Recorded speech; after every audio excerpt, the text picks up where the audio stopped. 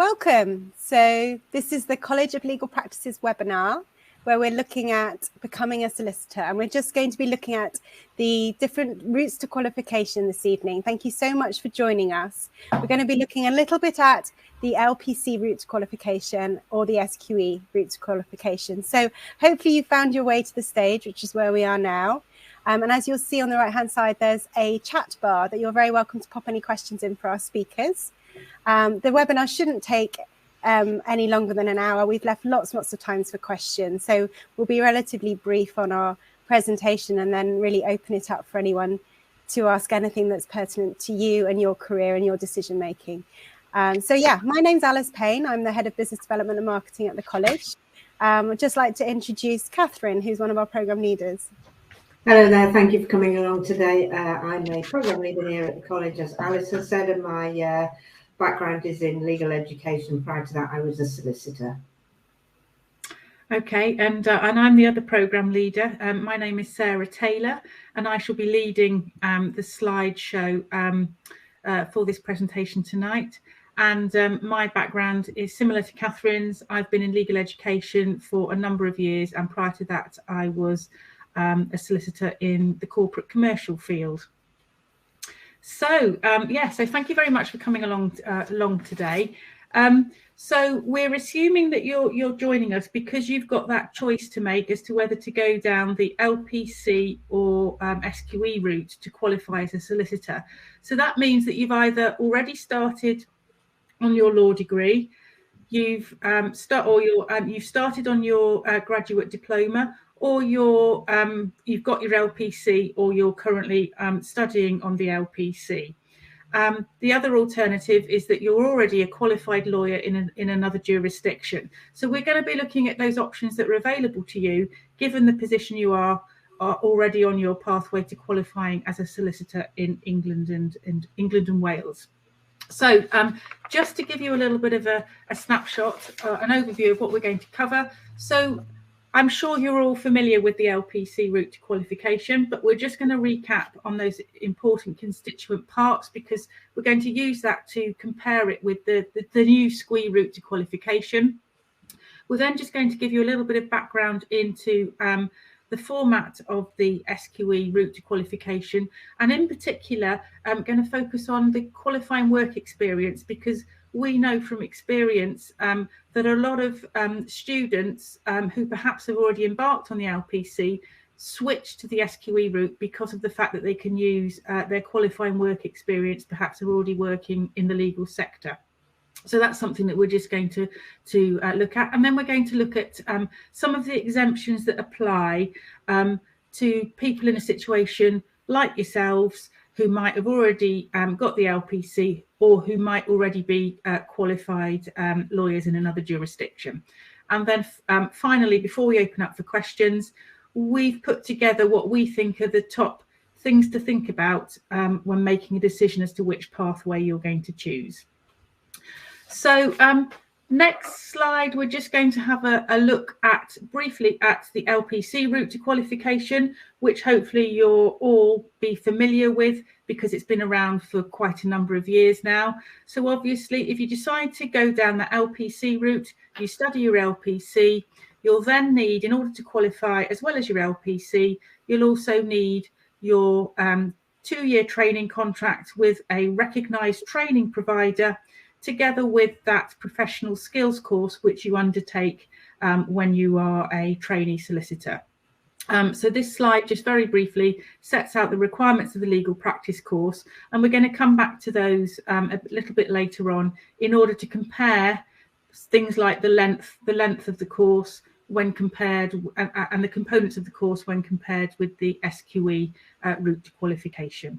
So that's just a reminder of the LPC route. So now let's just take a little bit of time to look at the new SQE route to qualification, which, as I'm sure you're all aware, went live last September, and the first SQE 1 exams took place in November last year as well. So there are 4 parts to the jigsaw. This is a diagram that we've borrowed from the SRA. So there are 4 parts to the SQE route to qualification: degree, those new national exams, SQE 1 and SQE 2, your QWE, your substantial period of work experience, and then, as is the case whether you go down the LPC route or the SQE route, there's a requirement to be of satisfactory character and suitability to be admitted as a solicitor. So for the purposes of tonight, the bits of the jigsaw that are probably going to be of most interest to you are the green and the blue areas. So the SQE national exams and the QWE period of work experience. And just to give a little bit of context, obviously the SRA implemented this new SQE route to qualification in order to open up the legal market, provide greater flexibility and accessibility for those wanting to join the profession. And those are the key differences, I would say, in relation to the SQE route to qualification as compared with the LPC route, which is that flexibility and accessibility. So we're going to look at those in a little bit more detail as we go through the slideshow. So before we get into some of those considerations that you're going to look at, I'd just like to take a couple of minutes just to have a look at the SQE, what the new SQE exam regime looks like. So if we could just move on to the next slide, that would be great. So as you know, the SQE 1 and SQE 2 exams replace the LPC component. And you've probably read a lot in the press about this new set of exams, which are run by Kaplan on behalf of the SRA as the regulator. So they are all centralised. So everyone sits the same set of exams, which is quite different from the LPC route, where each LPC provider sets their own exams, but obviously to criteria that are set by the SRA. So on the in the left-hand column, you've got the SQE 1 assessment, and that essentially is testing your legal knowledge, and it covers a really broad range of practice areas. So 13 practice areas, some of which you might have already come across as part of your undergraduate studies, and as well as encompassing subjects which you would study on the LPC. So a broad range of knowledge. You've probably maybe seen some press about the intensity of those exams. So as it says here, you've got 4 papers consisting of 10 hours of exams over 2 days. So that's your SQE 1 assessment. And as I say, that's the set of exams that took place in November. Your SQE 2 on the other side of this slide is all about your legal skills. But don't forget that those legal skills will also have to be examined in the context of legal knowledge. So again, as well as studying the legal skills, you also need to be up to speed with your legal knowledge in 5 practice areas. And the SQE 2 assessment has got 2 parts to it. There's an oral element, and then there's a written element as well. And again, it's a fairly intense diet of exams. You've got to get through 16 assessment stations over a 5-day period. So again, like SQE 1, it's a fairly intense set of exams. So we'll come back to some of those features in a minute when we compare it with the LPC route to qualification. But that's the key facts for the SQE exams. And coupled with the SQE exams, the SQE route to qualification also involves another key area, which is the qualifying work experience. And I would say that this is a change that is really giving people a lot of opportunity to qualify as a solicitor, because it's opening up that practical work experience beyond the realms of the training contract. So as I've already said, obviously, if you go down the LPC route, then you're required to undertake a training contract with a recognised training provider. Qualifying work experience is quite a lot wider than that. It is basically a 2-year period of any type of practical work experience that is going to enable you to develop what the SRA call the solicitor competencies. So those skills that you'll be expected to be using as a day one solicitor. And as I've said, you will not need to undertake that work experience with a recognised training provider. The QWE route provides a lot more flexibility in terms of the organisations that you can do your qualifying work experience with. What is important is that the organisation that you do your work experience with are working within the legal services sector, and working for them will enable you to develop, as I say, some of those solicitor competencies. And those solicitor competencies fall into 4 broad categories. So some exposure to ethics, technical legal advice, working with others, and self-development. And as long as you're exposed to any of those, then that can count as qualifying work experience. The other main difference from the training contract is that your qualifying work experience can be undertaken anywhere in the world. So it doesn't need to be based in England and Wales, as is normally the case with your training contract. So, for example, perhaps you might be a qualified lawyer in France. That French experience can count as qualifying work experience. What is important is that if you want your work to count as qualifying work experience, it's got to be signed off, or in the language of the SRA, confirmed by a solicitor who is regulated by the SRA. And normally that will mean that they are qualified in England and Wales. So if you are going to be undertaking work outside of the English and Welsh jurisdiction, you would need to make sure that that qualifying work experience could be signed off by by an English and Welsh solicitor.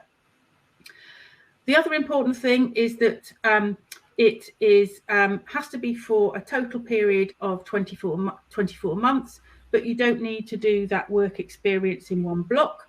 You can actually split that up depending on if you want to perhaps intersperse it with your SQE 1 and 2 studies. So there's no minimum or maximum length for your placements. It doesn't all have to be done in one continuous block, as long as the work that you've done counts up to 24 months. So your total amount of qualifying work experience is 24 months in length.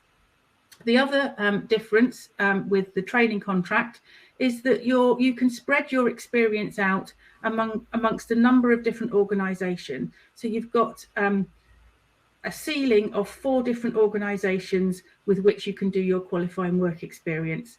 So again, that's slightly different from the training contract, which is traditionally done with one recognised training provider. So as you can see, and this is obviously one of the goals of the SRA, was to introduce flexibility into the system. As you can see, I think the qualifying work experience does provide a lot more flexibility than the traditional training contract, which is why a lot of students are attracted to the SQE route to qualification because of that flexibility.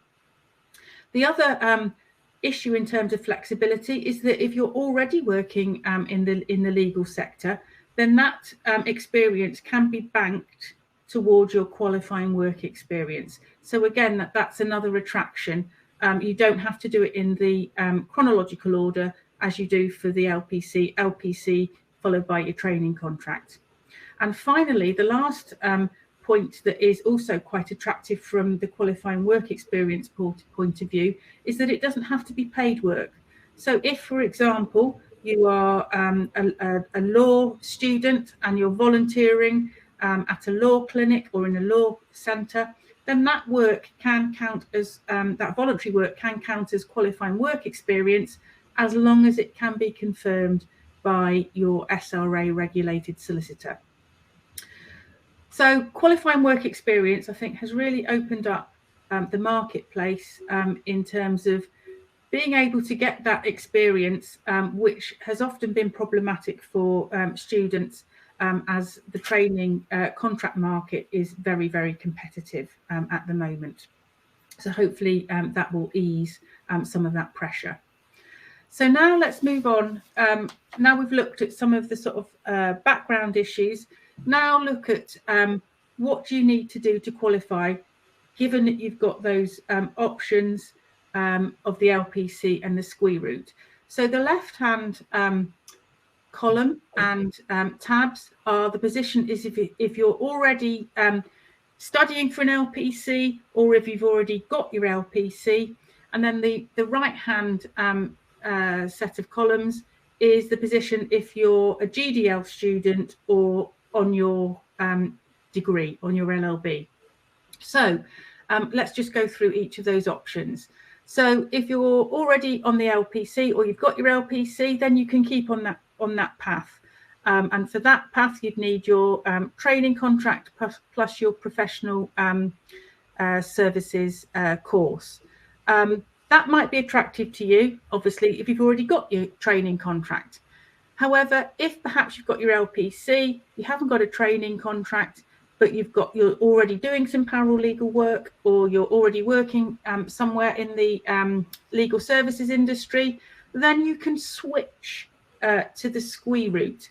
In which case, what you'd need to do to qualify is you've got your LPC, you then study SQE2 together with your qualifying work experience, and the SRA will regard that as equivalent means to a recognised period of training. So your SQE2 plus your QWE is essentially equivalent to the recognised period of training, and those elements would mean that you'd be able to qualify as a solicitor. So that would be attractive to you if you've already got some work experience or other paralegal activity, which might mean that there's a quicker route to qualification if you switch to the SQE route. The right-hand side of this slide is a little bit more straightforward. You've either got to go down the full LPC route, which is LPC plus training contract plus the PSC course, or the full SQE route to qualification. So both national exams, SQE1, SQE2 plus QWE.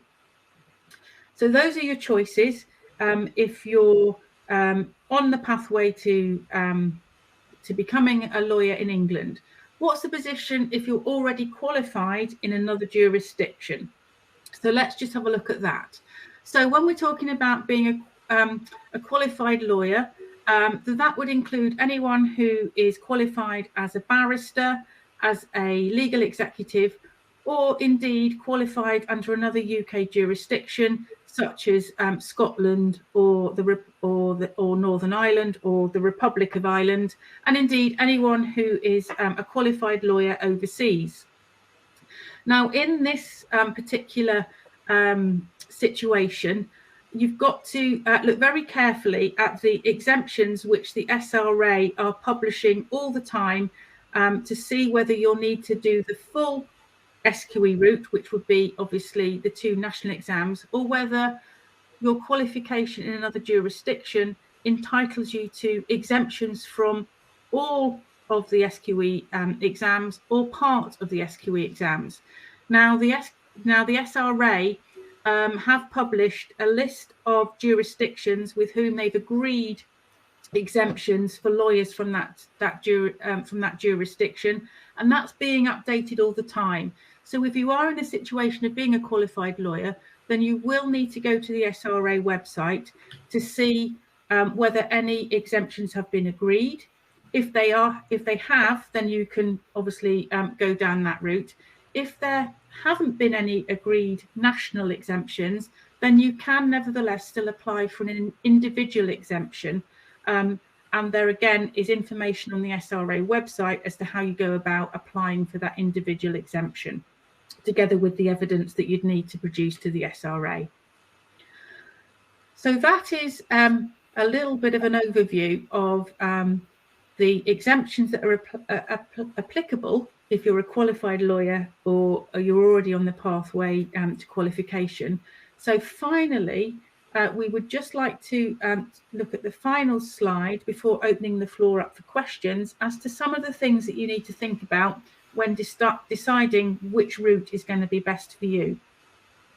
So in terms of time frames, obviously a lot of you will want to qualify as quickly as possible, and the SQE exams have multiple time frames. So there are a number of assessment opportunities each year in which to take the SQE exams. At the moment, both exams, SQE 1 and SQE 2, there are 2 opportunities per year in which you can choose to take your SQE exams. And the SRA are adding more opportunities from 2023.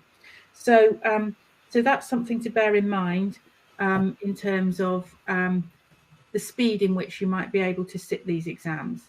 The other thing that's something to bear in mind is that the SQE can normally be completed in a much shorter time frame than the LPC. So as you're probably aware, the traditional LPC normally takes a year on a full-time course, or typically 2 years on a part-time course in order to complete.